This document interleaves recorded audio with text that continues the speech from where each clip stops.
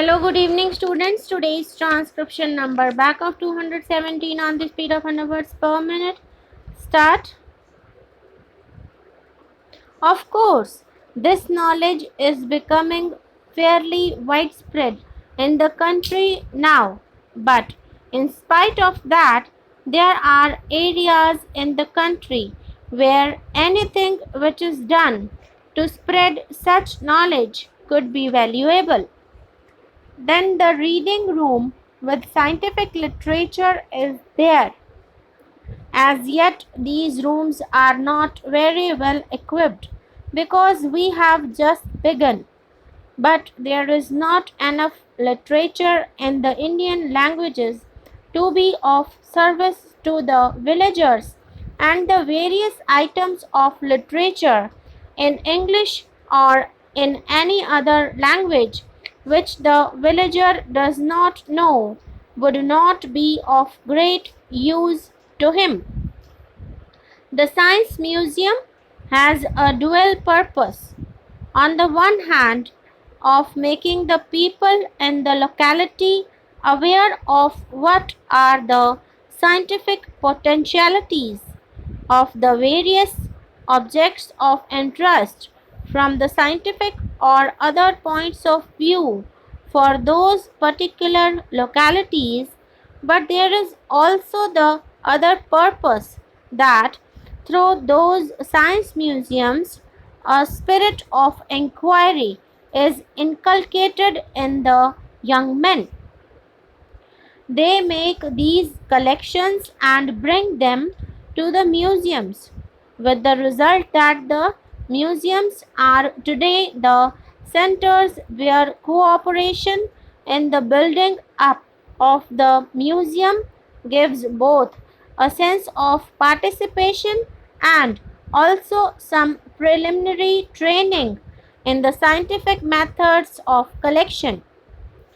Then there are the science clubs, which also have the same purpose on a larger scale by trying to bring the schools into the picture.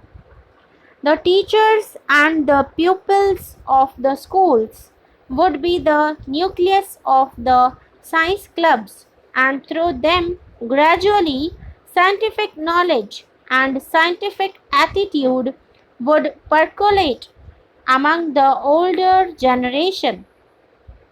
These are the main purposes, and if we keep them in view, the Vigyan Mandirs are essentially centers for dissemination of knowledge and only secondarily service institutions.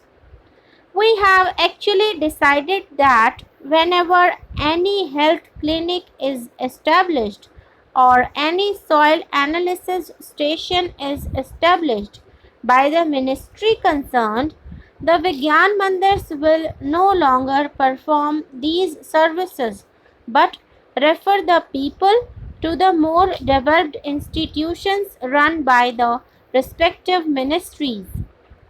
It was in this way that the Vigyan Mandir scheme began, and as will be seen from this report itself, in the first 4 or 5 years, the progress was not very adequate. There were only 18 Vigyan Mandirs when this ministry was formed in 1958. In 5 years, only 18 had been established throughout India, and we therefore felt that we should try to have a larger number of Vigyan Mandirs. Ultimately, the aim should be to have at least one for every district, but we realized that that could not be done during the plan period.